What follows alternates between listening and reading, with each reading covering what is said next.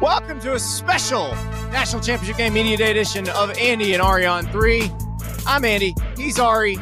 We've been talking to Ohio State and Notre Dame folks, and we're about ready for a game. Feels good to be recording a podcast with you on a Saturday. Oh, yeah, absolutely. It's great vibes in here. Two really good teams, and the culmination of the season we've talked about all year. I can't wait. And one major takeaway from this, Marcus Freeman is very handsome in person. I've seen him many times, but he's Two a handsome takeaways man. from this.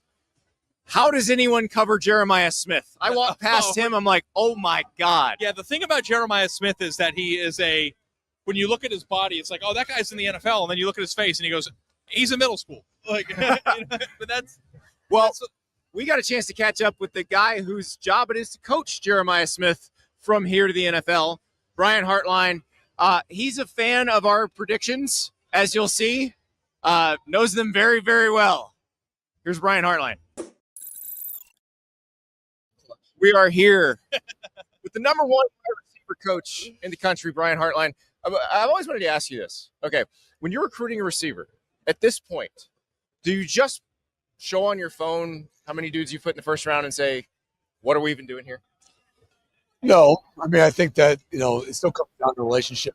I still think that the right guys are looking for the right, path. And I think that just making sure they understand that we are a little different. And we've kind of, over time have earned that right with the guys we have in the room. And just making sure they know exactly when you look at the recruiting process, who we are, what we stand for, how we operate, so they can make a good decision on what they're looking for. The ability from your standpoint to look at a list of 5 to 7 guys, know that they're all physically capable of reaching a pretty high ceiling, but then being able to select, is that where who you guys go after? Is that where the benefit lies? It's not so much who you recruit, not so much how you're recruiting, but who you're able to recruit. Yeah, I think that getting to know the person, I think, is the outlier that is so important. I think the person allows you to unlock all of the physical traits you're talking about. Without the right person or the right mentality, it's like it's a slugfest to try to get the most out of the athlete, especially with this much pressure, this much media, this much exposure, and it's an 18-year-old. What's the one or two traits that you're looking for? Because, look, all the guys you're looking at have size, speed, skill, but that allows them to go into a room with Chris Olave and Garrett Wilson and not shy away and be able to compete. Well, not everybody wants that. So I think identifying the ones that fit right for us, but also are seeking that. Like Emeka wanted to be here because of them. Jeremiah wanted to be here because of them. Mile, go down the list. They're all choosing the room because they want to be surrounded by great talents. They know that the correlation between first-year success and reaching their goals, maybe the NFL, best of all time, whatever that is, there's no correlation between freshman production and how you are as a freshman compared to my overall life goal. So some of those guys are understanding that it's going to be a slugfest, fighting for time, getting on the field, grinding with the guys in the room, but they know ultimately at the back end is what they're chasing. Brian, you played in the NFL for a while. You were a successful Ohio State receiver. I know every day is about development and grinding and working hard, but just on a given day, I've always wondered this. Obviously, the NFL comes up in recruiting, right? Because everybody wants to be in the NFL. But how much do you guys talk about? How much do you talk about the NFL? Like, this is what you guys do to get to the NFL. Like, is that a constant? Yeah, it's not motivating, but that's our goal. It's literally a conversation every single day. There's nothing that I will speak about that is awesome for a application for the college level that doesn't work in the NFL. Everything is NFL based, whether it be financially, whether it be dealing with GMs, dealing with coaches, personalities. I mean, all of those things are critical for your success in the NFL. So it's kind of like being really good at school or being a really good CEO. Like being good at school doesn't pay the bills per se, but being the CEO does. So being really good in college, sure, that is great, but it's all about the NFL and development and chasing their goals. How do you handle coaching someone like Jeremiah who, when they walk in, they're already far above most human beings? But how do you handle that part of it in terms of the humbling the freshmen, dealing with the adjustment to college, dealing with the adjustment to, hey, I can't do every single thing I want to do on the field? Well, I would say that every young man's different. And I would say, speaking of Jeremiah, the biggest jump typically from high school to college is, routine and being on time and understanding what work ethic is and and you think you work hard, but you work nowhere near what it really requires, right? So I would say the way his family is raised and the way he brought himself up, he was already pretty light years ahead when it came from how to work, earning the respect of your peers, all those things. Now, knowing the intricacies of football, yeah, he's a freshman. He was a freshman. And but by this point, there are no freshmen, so he's not a freshman anymore, along with the other guys. But I would say the advancement for him, just the way he went about his business. He's never been late to a meeting. He's always on time. He's one of the first guys there. Those are the things that really separates a young athlete early in their career. I'm gonna ask it again, I think, but in a different way. All right. Because I think it's interesting. You've been around a lot of talent in this room. He's just a different person. Like, from what he's able to do production-wise, from size, speed, measurables, the type of recruit he was. He's not normal, okay? And he's not normal in a room that had Marvin Harrison a year ago, and I think it's, okay to acknowledge that, right? Do you have to, change anything when you're dealing with somebody that's just not normal from a... What's it like to coach an alien, I think is what I was trying to say. Somebody that is in the NFL, would be a starter in the NFL already. I'm just like... But there's the physical ability, and then there's the mental development, and the mental development allows you to unlock the physical ability. I mean, again, when you show up to college, a lot of times you don't have those physical traits. The amount of time you're spending with Mick Marotti in the weight room to get caught up physically is really sometimes the lag. That's all a part of it. So the sooner you can check the boxes, the sooner you move on. Now, that being said, Jeremiah wanted to be a Buckeye because he knew I wouldn't give him nothing when he showed up. And I wasn't guaranteeing anything. We weren't guaranteeing anything. He was coming. He was going to earn it. And frankly, he came and did. Players always know. Locker room always knows. Worry about earning the respect of your peers. Coach Marotti and the strength staff, the rest takes care of itself, and I think that's why he does business that way. Now, when Ari saw you at the Rose Bowl, you showed him your phone. You said you got the receipts. Yeah, I do. Every time we've picked against you. Yep.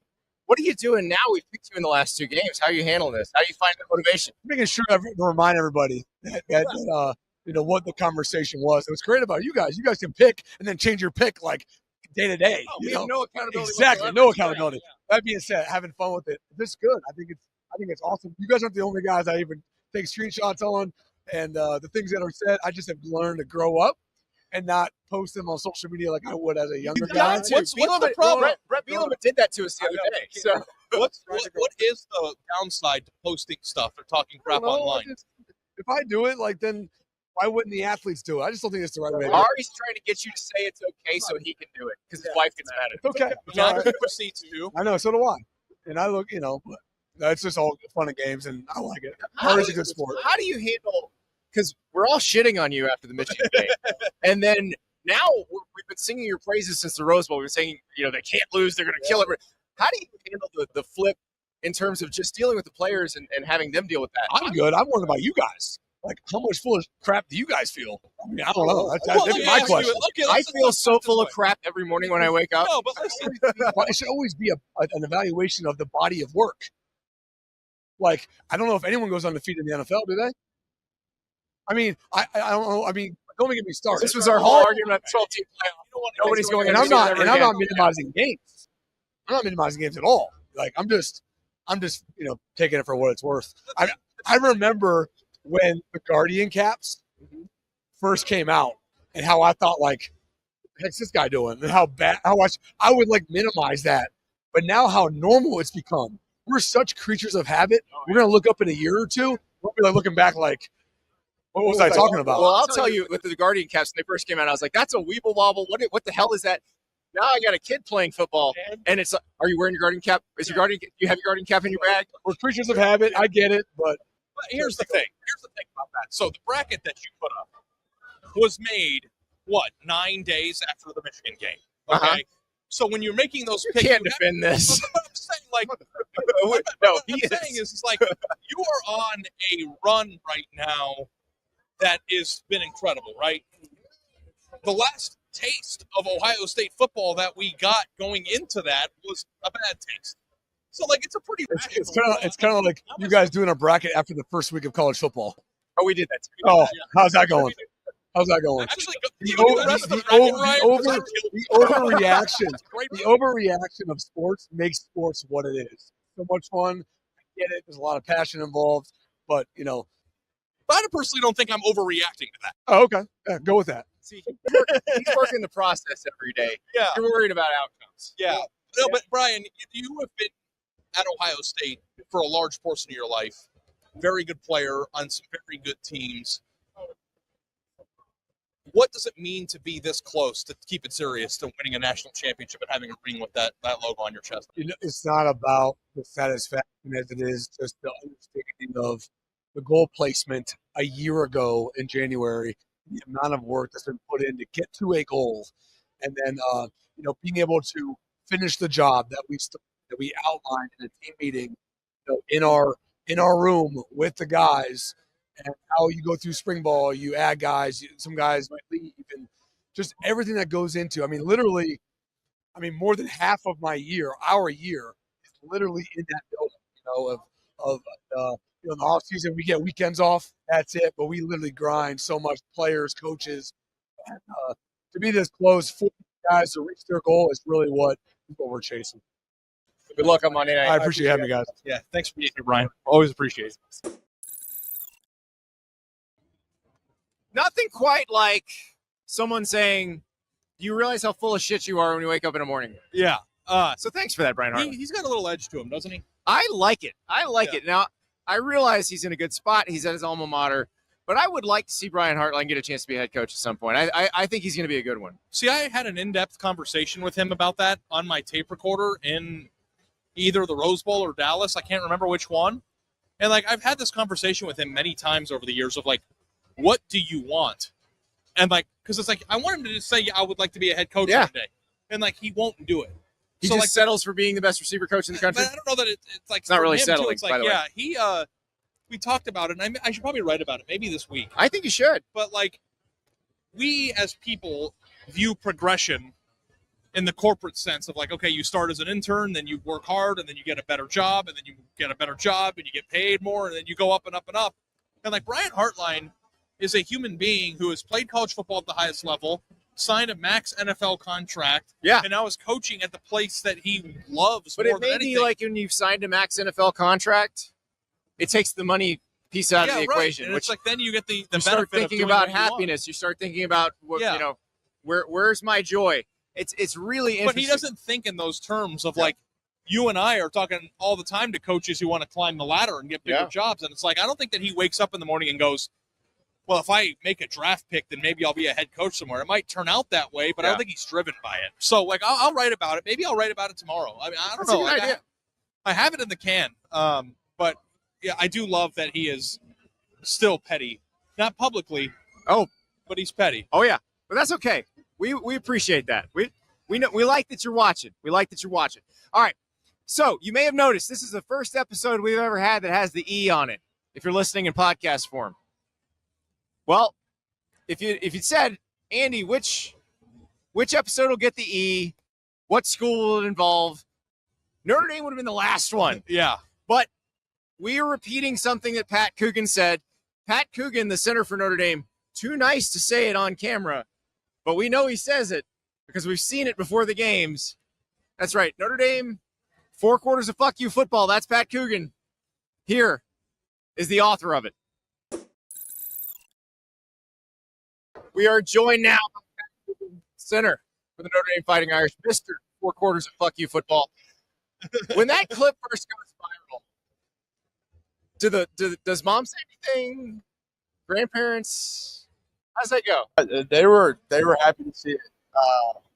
I've kind of told everyone that has asked me questions. Grew up in an Irish Catholic family on the south side of Chicago, so the language is not unfamiliar with any of us.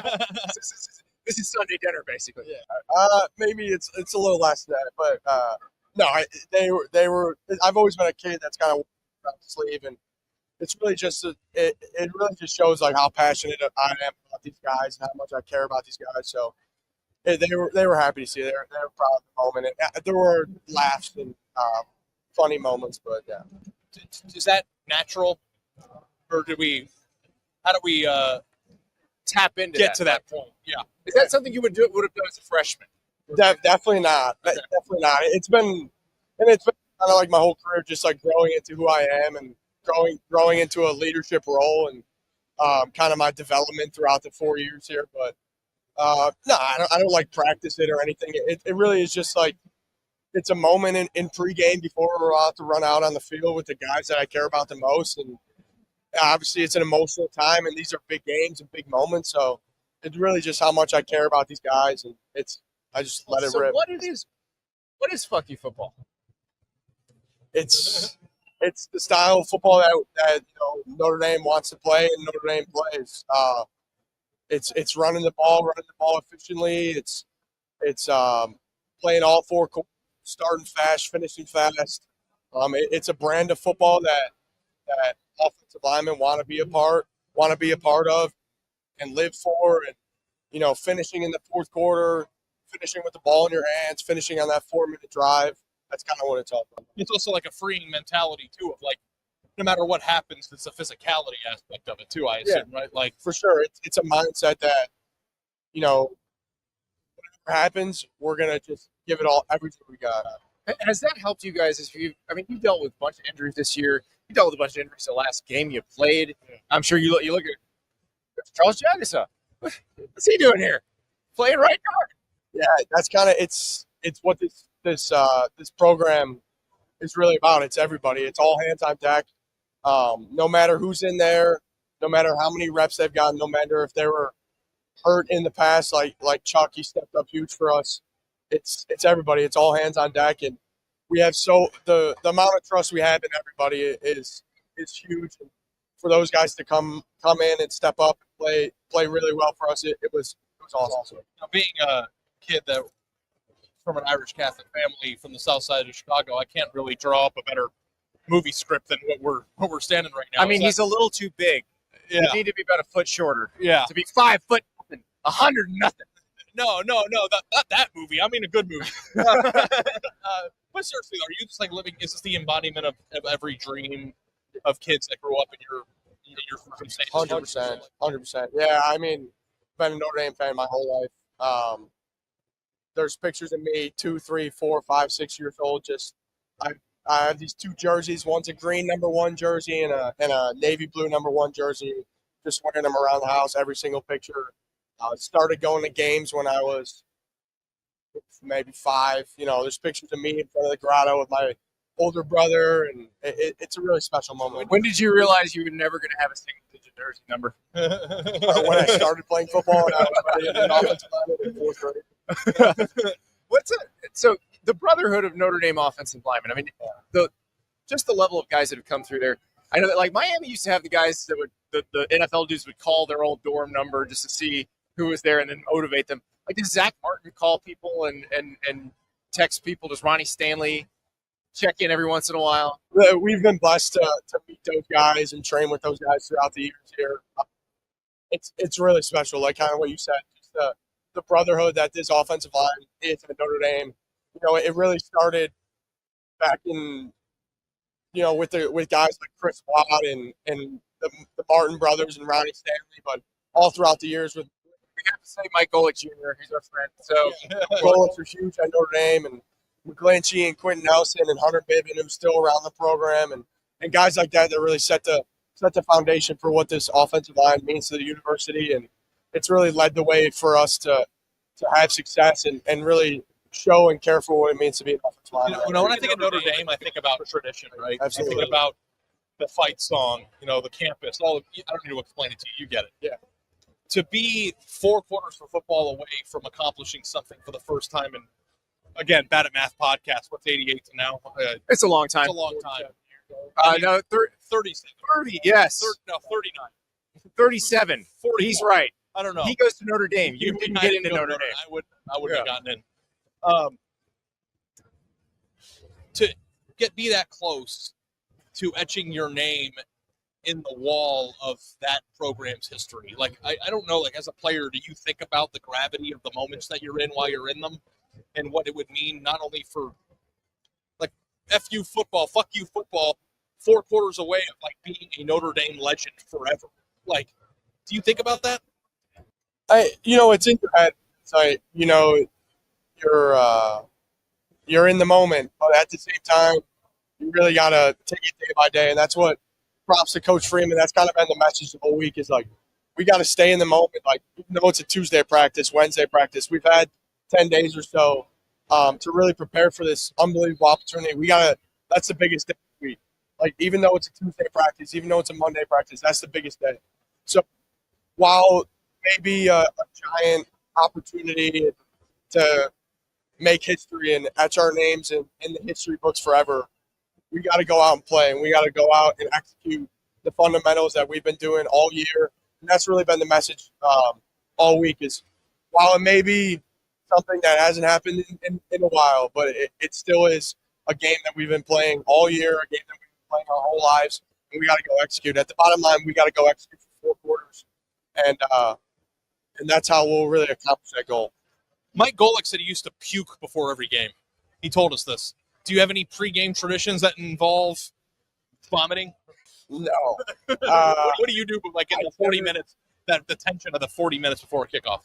I kind of just we sit there with our chairs and we kind of just talk to each other, and Coach Rudolph gives us his last message about how we really want to go out there and execute, and just the tips and reminders and stuff like that. I've never gotten that far as to puking, but it's just we're all together. We're giving each other tips and advices, just breathing, And then you get them in a circle and you take them right out. Yeah, exactly.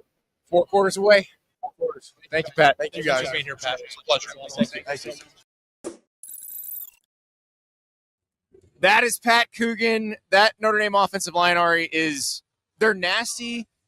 They've been through a lot this year, injuries. I mean, Charles Jagusah might wind up starting at left tackle. He was supposed to be the original left tackle. True freshman Anthony Knapp takes over. He gets hurt in the Orange Bowl. Jagusah was playing right guard for Rocco Spindler, but he might be playing left tackle now. It is amazing how they've been able to piece that together and still be so good. When's the last time you watched Rudy? I want to say about 2 years ago. Okay, so like the team captain, offensive lineman from that. Yeah.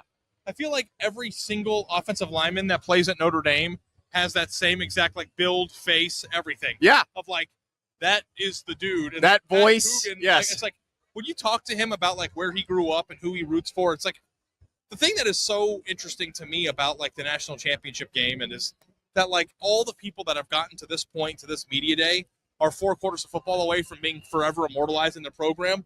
And you want that for everyone. Right. You want that for and Pat Coogan. It sucks that only half the room right. Yeah. So because that is, I can't imagine what it'd be like to be a national champion of Notre Dame right now. I was incredibly lucky as a freshman to walk on a team that won the national title. I did not do anything to earn that national title, but there were guys on that team like Lawrence Wright, who was one of the safeties, like Jeff Mitchell and Donnie Young, who were offensive linemen, who laid the foundation, who put all that work in to get everybody you did there. Something you made them better. I got beat up a lot. And I appreciate Ohio State Center Seth McLaughlin talking about that in an interview I did with him, because somebody was asking about what happens to the walk-ons when they do the roster caps. Yeah. And he's like, those are some of my best friends. Those guys just get their asses beat all the time. I'm like, I feel it. It's true. I feel you. But the guys who put those years in to create a national title, the amount of work, I cannot imagine how that feels when it finally pays off. And it's going to pay off for somebody here on Monday night. Also, too, we were all kids, and we were all 8 and 9, playing in our backyard, wanting to play in the NFL, or we all had dreams of what percentage of children actually get the opportunity that Pat Coogan has right now? Very few. Very few. Less than a fraction of a percent. So, the fact that you get to hear, Irish Catholic, South Side of Chicago, grew up a Notre Dame fan, playing in the national title game. Yep. That's a special story, and regardless of who you think's going to win, how could you not, as a human being, want that for him? Well, so the thing is, you might want it for the next guy we're going to talk to. Yep. JT Tuimoloau is one of the Ohio State players who very easily could be starting in the NFL right now. He decided to come back along with a lot of his teammates for this particular reason, to win this game Monday night, to be here and to win it. And it's pretty incredible hearing him talk about that process. Here is JT Tuimoloau. All right, JT Tuimoloau. JT, can you tell us what has transpired between a year ago and now? What was that like? You guys were trying to make your decisions. It's tough. We just came off a loss, pretty tough loss, and we're all sitting in a lot. What are we gonna do? Our goals, the thing we dreamed of being in the league, is right there, just the next door open. But at the same time, we didn't get a lot of accomplished, and I felt like we all came as one, and we all chose to come back for a reason, and I think it's panning out really well. Yeah, I mean, I can't imagine what it would be like to be that close to that door. Yeah. And I think fans take that for granted too. Of like, you guys probably dreamed of playing big time football and winning a national championship, but the ultimate dream for every kid is to play in the NFL. Like, how not only did you make that decision, like a lot of people on this team made that decision. Like, did you guys consult with each other? Like, how did you get to that point where you guys decided to do that? I think, like you said, as a kid, we dreamed about it. I mean, I think we had to put that kid spirit away for a little bit and really understand the bigger picture. I mean, I think we all know we still had a lot of meat left on the bone, and that we all wanted to get more lost train of thought, but we all just wanted, or just as well as training. Like, we felt like we just had more to improve on, and I think when we all came as one and understood that we're all coming back, I know that we understood that we can't miss this shot. The thing is so interesting about it, especially with you guys on defense, like, it wasn't like you were going to be a bunch of like undrafted free agents. Like, you guys were going to go pretty high yeah. and would be starters in the NFL right now. How hard was that decision to make? It was tough. A lot of tough conversations, a lot of conversations within each other. But I think the Lord played a big part in all of our decisions, got us all back for a reason, and we trusted Him, trusted His plan, and we're here now. JT, it's also a gamble. Let's call it what it is, because you could come back and not achieve goals or not get drafted as high, or like, to suspend all of that stuff with the belief. Is that part of the reason you feel like you're in this position right now?